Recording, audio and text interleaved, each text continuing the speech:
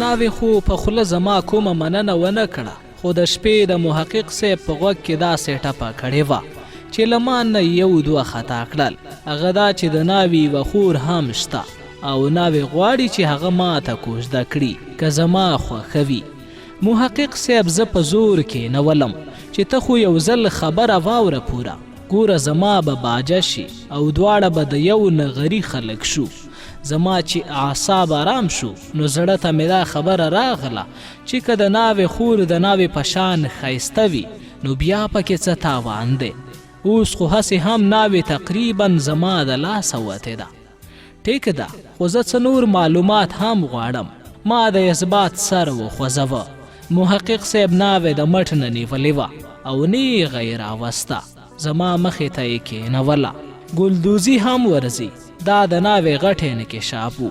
په منډانو کې هم ښته کړه ده. د هغې د لاس شومړې او کوچ ډېر مزهدار دي. دا یې دویم زیری و. ګوره زما یې د منډانو ګلدوزۍ سره کار نشته. نوره څنګه ده؟ ښه ده، ښه هډوره ده، یعنې غټه ده، ستا په شان نری نه ده. نه زه څه تیلی یم، هغه ماشاءالله ښه څانګوره ده. د کټوې د سر کوچو یې په بدن کې ښه ځای نیولی دی. زما د پلار سره په پټیو کې ایوه هم کوي. اوس ښه شوه، په ما سر وګرځېده.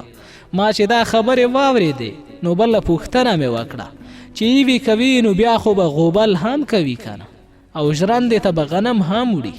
هو هغه زما د پلار امسا ده، ډکې بوجۍ غنم په خره یوسي او د هغې خوا یې وړه کړي راوړي. ما چې د خبرو په منځ کې د امسا ټکی واورېده او بیا مې ورسره خر ضرب کړ نو د معاملې تل ته ورسېدم او د ناوې د خور د بصارت او بصیرت اندازه راته وشوه. زما د ناوې په پیرزویي نه هېڅ شک نه و، خو هغه غریبه په دې نه پوهېده چې زما د حسن د پیمایش اوزار بدل دي. ناوې هر څه په کیلومیټر او ټن اندازه کول. حال دا چې زه د میټر او کیلو نه د زیات څیز د قابو کولو توان نه لرم. په دې وخت کې عجیبه ټوقه وشوه. څه کسانو یوه د پوخ عمر زنانه د مټ نه نیولې وه او په ځان پسې راښکله. ښځې په زوره زوره چغې وهلې. هغې چې په کوم ځای لاس ایښی و د هغې نه زه پوهه شوم چې ښځه د معدې درد لري. ما زر جب ته لاس کړ او نسخه مې راوویسته. زما دا زوړ عادت دی چې په جب کې پرستامول او امپرازول هر ځای کې ګرځوم، د دې دپاره چې که د مزغو په جوړښت کې څه فرق راځي نو چې پرستامول یې کار وکړي، او که د معدې په نظام کې اړګړی پیښیږي نو چې امپرازول یې دوا شي. ما په دې کوشته کې د ډیسپرینو څه قلیل مقدار هم ګډ کړی دی چې ټول وجود آرام کړي. ما چې ښځې ته د دې ګولیو څه حصه ورکړه نو لږه شیبه پس ښځې غیر عادي حرکات پرېښودل او په زړه یخې اوبه تویې شوې. ټولو خلکو زما شکریه ادا کړه او خواره شول. ښځه د مننې په دود زما په پښو ته ټیټه شوه او زما آداب یې پر ځای کړل. آپ بګوان هو، جय رام جय کې جय هو. ما چې د بګوان ټکی واورېده نو زر زر مې ورسره اضافه کړه.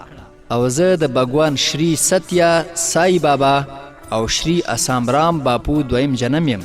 زه د چمتکار او سختی تپسیه دویم نوم یم، خو هغلی ستیا سای چې د هلکانو او اسارام باپو چې د جنکو سره کمې لوبې کړي هغه ګوتې په ما کې نشته. جय هند. خو اسارام باپو خو لا نه دی مړ، ته څنګه د هغه دویم جنم یې؟ ښځې خطرناکه پوښتنه وکړه او د مذهب په چارو کې لاس وهنه شروع کړه. مړې ته دا خبرې پرېږده، دا د ګیان و ګیان خبرې دي، ته په دې نه پوهېږي. ما هغه مشهور جواب ورکړ چې د ځان د خلاصي دپاره یې ډېر خلک کاروي. که په دې ښځه کې د تحقیق غوندې مضره ماده نه وي نو زه به اوس د ځمکې په مخ د بګوان شریرام لوی او تار وم او په هر لوی ښار کې به مې اشرم خلاص کړی و او د پیسو به راباندې باران وی. د ښځې صحت د مذهب د صحت دپاره ناسور شو. ناوې چې دا نوی حال احوال ولیده نو په یو دوه کې حیرانه شوه او په خپل هغه عزم نور هم کلکه شوه چې ما ته به خپله شیرینه خور راکوي او د ځمکې د مخ تر ټولو بهترین شخص به خپل لالا جوړوي. خو زه دې ته بیخي تیار نه وم چې په دې رشته کې ځان وتړم او لالا شم. ما خو په ویښه په خوب کې په ولاړ او په ناسته دا خوبونه لیدلي چې یوازې زه د ناوې خواهشمند او نامدار یم او د هغې تر ټولو غوره محافظ. پنجاب زما د پاره ښه ځای ثابت نه شو. دلته ما هیڅ د خوښۍ خبره وانه ورېده. دا یوازینی ځای و چې ما ترې هیڅ خیر ونه لیده، بلکې مسلسل یې اذیتونه راکړل او تباه او برباد یې کړم. اول یې زما هډوکې مات کړل او بیا یې ولوټلم. د یوې خوا د ماشوم راتګ او د بلې خوا د ناوې څربې خور زما خوبونه حرام کړي وو. نو ځکه مونږ فیصله وکړه چې د پنجاب نه کوچ وکړو.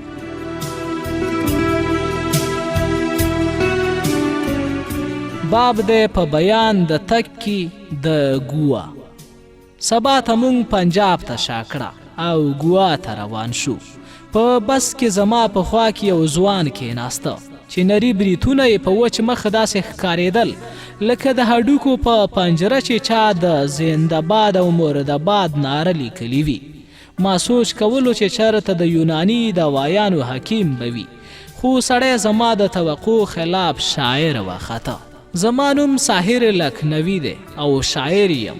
3 شعري ټولګې مې تر اوسه چاپ شوي دي. د خپل عمر سره سم روان یم. ځوان بغیر له دې نه چې ما ترې څه پوښتنه کړې وي په خپله ګویا نه شو. ښه دا خو ډېره ښه ده. زه هم د ادب په الف ب ت لږ لږ پوهېږم. سړی سخت خوشحاله شو چې په دې پوهه شو چې زه هم د ادب شد بد لرم او د هغه خبرې هضمولی شم. مونږ خاندانی شاعران یو. زما نیکه جناب حضر لکھنوي زمونږ د سلسلې وړومبی شاعر دی. هغه د واجد علي شاه د دربار خاص شاعر او د هغه دپاره به یې د شعر محفلونه تودول. د خاندانی شاعر نه ستا څه مراد دی؟ دا ټکی خو ما په اول ځل واورېده. په دې وخت کې زما ذهن ته د خاندانی حکیم ټکی نیغ نیغ کېده.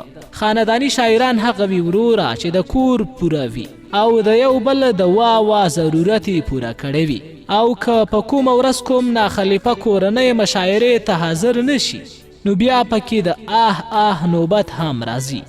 زمون کورنۍ اوس هم خپل پخوانی روایات قایم او دایم ساتلی.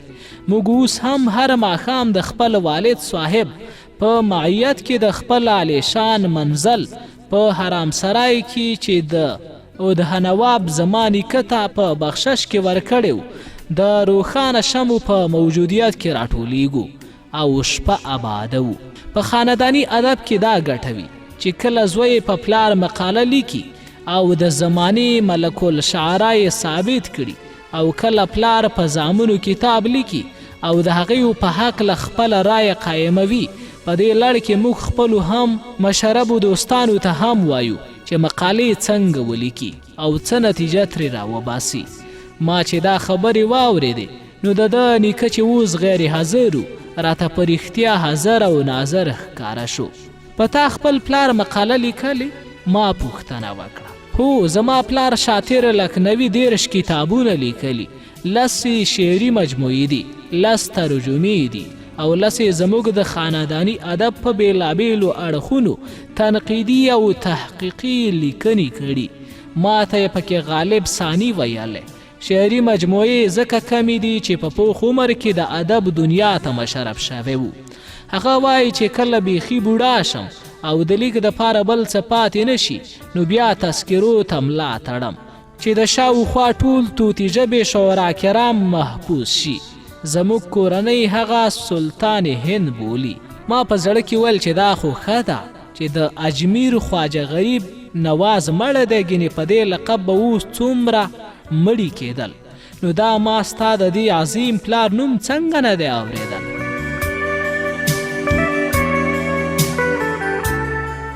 دا خو لکه چې زه د خپل غفلت په سبب د ډیرو علمي هستیو نه ناخبره پاتې شوی یم. هغه به فیسبوک اکاونټ نه لري نو ځکه د هغې رشادات په وخت خلکو ته ونه رسېدل. خو اوس مونږ کوشش کوو چې د ولدیت حق یې ادا کړو او د هغه په بیلابیلو اړخونو درانه کتابونه ولیکو. ښه، نو ګینې دا فیسبوک دومره ښه شی دی؟ زما چې فیسبوک ته پام شو نو په زړه کې مې د اکاونټ د جوړولو خواهش پیدا شو. او کنه زما 5000 ملګري دي چې غزل ولیکم نو ملګرو ته مې ووایم چې خوښ یې کړئ، ورځ په ورځ مشهورېږم، او چې د چا خوښ نشي نو هغه یې ناخوښولی شي. نه دا شی په فیسبوک کې نشته الحمدلله، خو اوازه ده چې دا پکې راوباسي، خو زه د تبصرو نه ډېر ویرېږم. نور خو څه کوې؟ هغه ورځ زما خپلې کور ودانې په تبصره کې لیکلي وو چې هره ورځ غزل مه لیکه، معیار د نور هم پرېوځي. ما خپل غصه په دې وویسته چې هغه مې بلاک کړه. که د بلاک په ځای د هلاک بټن وی نو هم به ما وهلې وه. ښه نو ګینې ستا کور ودانه هم د شعر درایت لري؟ او کنه یوازې زما کور ودانې نه بلکې د ټولو ورونو ښځې چې زمونږ هره ورځ مشاعره او ادبي بحثونه اوري او ګوري نو سترګې وشي چې نوي را واده شي نو په نیمه ژبه به خبرې کوي، خو چې کال یې پوره شي نو ښارو ترې جوړه شي. کله کله خو د شپې د ځینو کوټو نه دا غوغا هم پورته شي چې ولې دې ماته په غزل کې کمزوری خطاب وکړ. پلانی لالا خو په غزل کې خپلې جنجړې ښځې ته غزاله وویل او پلانی ورته قطامه وویل. اوس مونږ ښځو ته د خطاب په لړ کې د ټکیو د سخت کمی سره مخ یو. یوه ورځ زما یو ورور غلط شوی و او ښځې ته یې غوث زمان ویلی و، بیا ترې لویه لانجه جوړه وه. زه خپله کله کله خپلې ښځې ته په غزل کې د کور ودانې په ځای کورورانې وایم او د زړه بړاس وباسم. ښه دا خو به ستاسو په کور کې ښه شاعرانه ماحول وي، ډېر خوند به کوي. او ولای زمونږ ټول وخت په ادبي مصروفیاتو کې تیریږي، تر دې چې یوه ورځ زما ښځې زما د ورېندارې نه خمبیره پټه کړې وه نو زما ورور پرې د 100 بندونو یو حج ولیکلی وه او دې عمل ته یې بد ویلي و. ما ورته ډېر وویل چې داسې مه کوه، خو هغه نه منله. اخر د خدای کړه و زما هغه ورېندار مړه شوه. چې مړه شوه نو ورور مې د نورو ورونو سره ما ته هم د مرثیې دپاره وویل. ما ورته دا شرط کېښود چې اول به هغه حج وضایع کوي بیا به غمنامه لیکم. هغه مجبور شو او هغه تحقیرنامه یې ضایع کړه، خو ما ته یې په بدل کې د 200 بندونو مرثیې دپاره ویل. زما د ورېندارې په 40 یې زموږ د مرثیو شریکه مجموعه خوره شوه. زمونږ په کور کې چې څوک مړ شي نو هغه مري نه بلکې زموږ د تاریخي مرثیو په سبب نوی ژوند بیا مومي. د پلار د وراثت په هکله مو څه خیال دی؟ زما مطلب دی چې ستاسو د والد صاحب ځایناستی به څوک وي.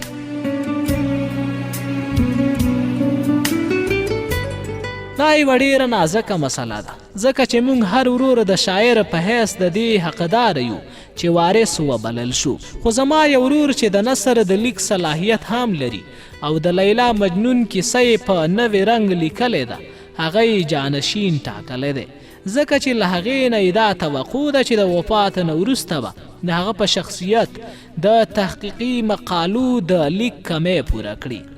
زما هغه ورور د یوناني دوایانو حکیم دی خو ځان ته ډاکټر وایي. نو وایي دی کنه هغه د زناورو معالج خو هم ځان ته ډاکټر وایي او اوس خو په ادب کې هم ډاکټران راوتلی دي. هو لکه په دین کې چې هم ډاکټران راوتلی دي. پخوا به یې ځانونو ته حضرت علامه پلانې او پلانې وایه، اوس ځان ته دوکتور وایي. صحابه هیڅ کله دا نه دی ویلی چې زه په علم کې دې مقام ته ورسېدم، اوس ما ته یو سند راکړی. ما اورېدلی چې د یو شاعر یوه نیمه محبوبه هم وي. دا رښتیا ده؟ د شعر دپاره د محبوبه وجود ډېر ضروري دی، خو چې محبوبه پاتې شي. ما دا غلطي کړې ده چې د خپلې پخوانۍ محبوبې سره مې واده کړی دی او دغسې مې د هغې په ژوندي لاس په خپله خاورې اړولي دي. واقعه داسې وه چې زه د خپلې کوڅې د مشهور عطر فروش صاحبزاده امیر صاحب سره شاګرد و. هغه به هر کال د قنوج نه رنګارنګ عطر او تازه عرق ګلاب راوړل او په دوکان کې به یې خرڅول. کله کله به یې د عطرو د ویستلو په موسم کې زه هم د ځان سره بوتلم. زما ټوله ورځ به د ګلابو نه د عرقي او عطرو په ویستو تیره شوه او دغسې د وړوکوالي راهیسې زما یاري د ګل او خوشبو سره مضبوطه شوه. د صاحبزاده صاحب منځنۍ لورو به دوکان ته د غرمې ډوډۍ راوړه او ما سره به یې سترګې جنګېدې. هغه په 7 خویندو ورونو کې څلورمه وه، نو ځکه د مور و پلار د خاص شفقت نه محرومه نه وه. په هغې کې دا عادت اوس پوخ شوی و چې هره ورځ به راتله، نو له ما نه به یې 10 روپۍ ترلاسه کولې، کومې به چې ما په ډېره خوشحالۍ د دوکان د پیسو نه ورکولې. یوه ورځ چې زه په څادره کې اوږد غځېدلی وم، هغه دوکان ته راغله او ناڅاپه یې په ما غږ وکړ. زه خو اول وویرېدم، خو چې څادره مې لرې کړ او د کتابونو ډیري ته مې تکیه وکړه، نو هغې په نیولې ساه زر زر دا یې انکشاف وکړ چې د بهوپال د لوی زمیندار د زوی مرکه را روانه ده. څه چل وکړه؟ ما چې دا بلا تمهیده ټپه واورېده نو سخت وارخطا شوم. زموږ مینه د اظهار او د دیدنونو د پټ پټونې په ځای سیده راغله، په واده ودرېده.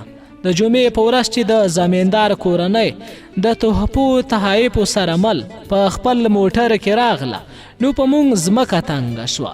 ما ته داسې ښکاره شوه لکه بدنصیبۍ چې زمونږ په فقیره مینه ډاکه اچولي وي. دا ټاکل شوې وه چې نن شپه به د بهوپال خانان صاحبزاده صاحب ته د خپل زړه خبره کوي او د جینۍ غوښتنه به کوي. په حجره کې خان صاحب د صاحبزاده د عطرو د تحفو چې د به کال په کال ورلیږلې صفتونه کول او د زړې دوستۍ یادونه یې تازه کول، او د باندې ما د خان زوی یوې ډډې ته کړ. په نوم خو هغه د خان زوی یادېده، خو په شکل او شباهت د بنګال توتي ښکاره کېده. ما چې هغه ته ټوله کیسه وکړه چې د جنۍ سره زما پټ تار شته او مینه ورسره کوم، نو په هغه ظالم یې هېڅ اثر ونه کړ. ما دا توقع لرله چې اوس به ځوان په غیرت کې راشي او د پلار په مخ کې به یوه حیدري ناره پورته کړي چې زه دې واده ته تیار نه یم، او وبه وایي چې ځئ چې ځو. خو داسې ونه شو.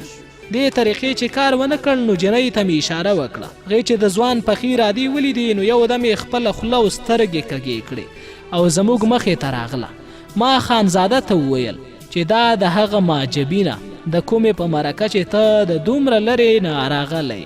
خانزاده چې د جنۍ ګډوډ حرکات ولیدل، نو نیغ ودرېد او په ما پورې کلک ونښت. هغه دومره ویرېدلی و چې د هغې د زوی په وجود او نری اواز نه د هغه غم ښکاره کېده. ما ورته زر زر د حجرې لاره وښوده او هغه لاړه. د ونې په تیاره کې ورک شو. سهار چې د لمر سترګه راختا، نو د بهوپال باتوران بیرته بهوپال ته رسېدلي وو. وصل الحبیب الی الحبیب.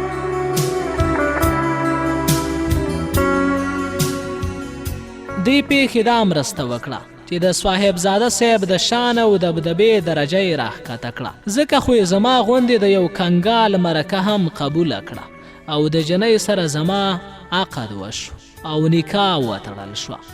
د واده په اول کال ما ډېره رنګینه شاعري وکړه، خو د وخت په تېرېدو سره زما د شاعرۍ خوږلني د مالګې او مرچک مزدورۍ ونیوله.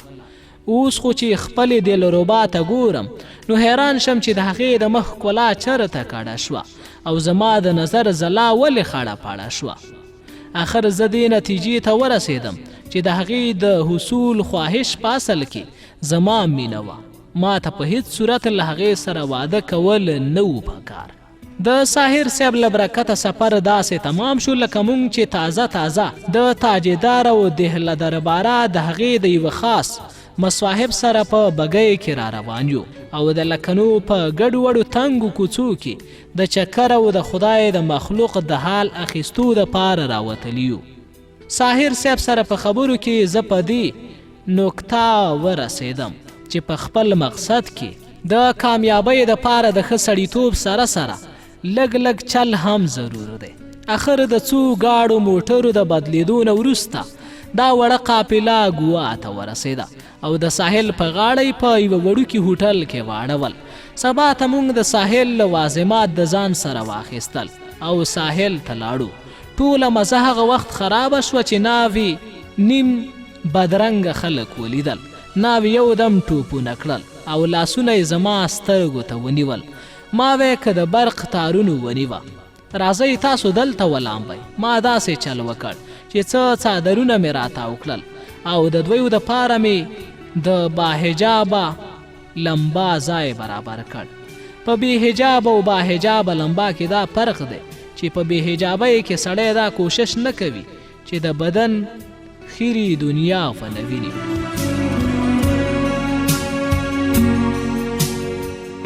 محقق صاحب او مېرمنې د پردو دننه لکه د چینډخانو ټوپونه وهل او زه د اوبو ژورو ته ننوتم. کله چې زما ساه تنګه شوه نو د اوبو سر ته راوختم چې په دې وخت کې را باندې یو دروند ماهي راوغورځېده. ما وی که زما زړه وچاودېد ډېر په ګرانه مې ځان د اوبو سر ته راورسو.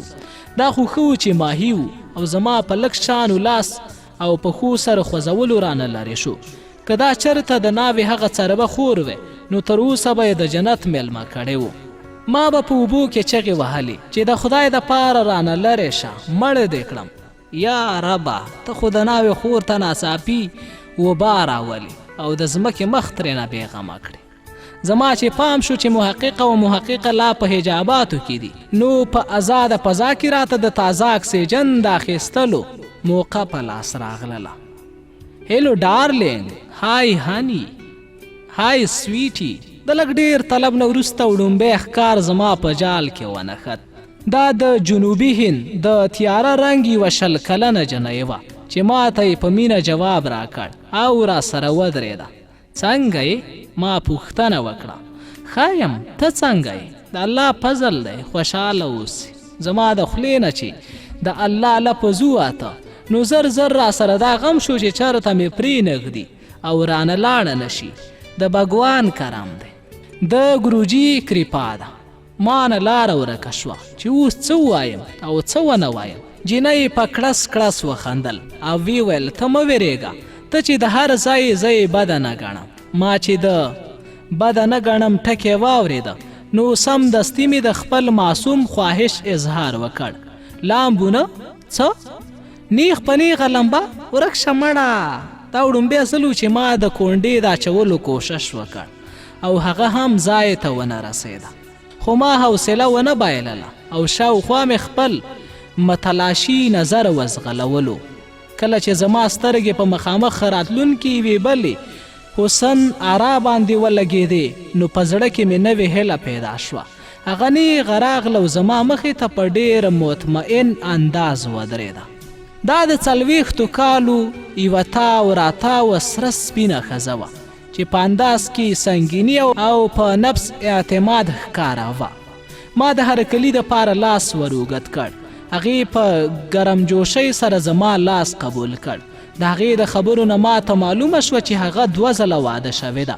خو د فکر د پختګۍ دا حال و چې د یو خاوند نه هم بچی نه و راوړی.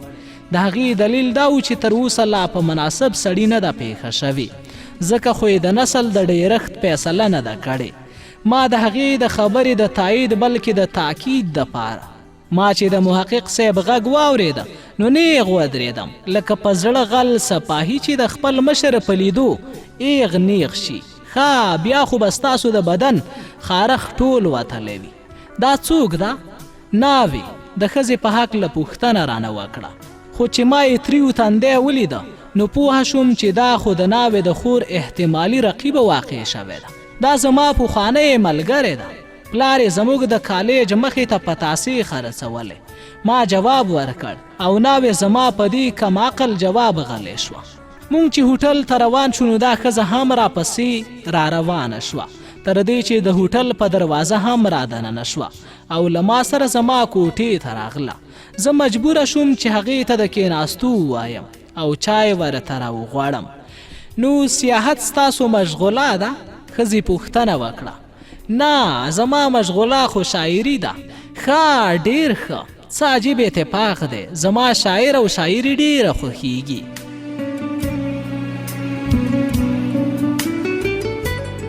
ما ته داسې ښکاره شوه چې که ما چېرته ویلی وی چې زه قصاب یم او انسانان حلالوم نو دی به ویله چې ښه څه عجیب اتفاق دی.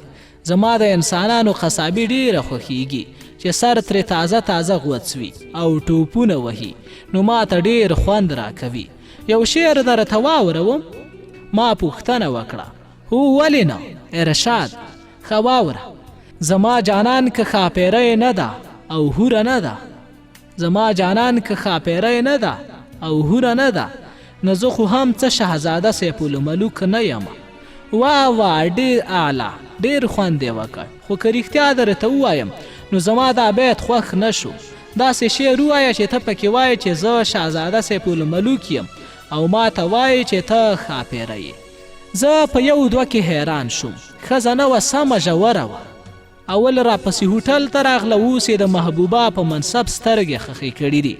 ما په زړه کې وویل چې راشه داسې بیت ووایه چې ښځه نیغه پورته شي او لاړه شي. زه وم غل، زه وم قاتل، خو اوس چارواکیه شومه. زه وم غل، زه وم قاتل، خو اوس چارواکیه شومه. اوس ښه پوره د شرم زوی او غټ کور ورانې شومه.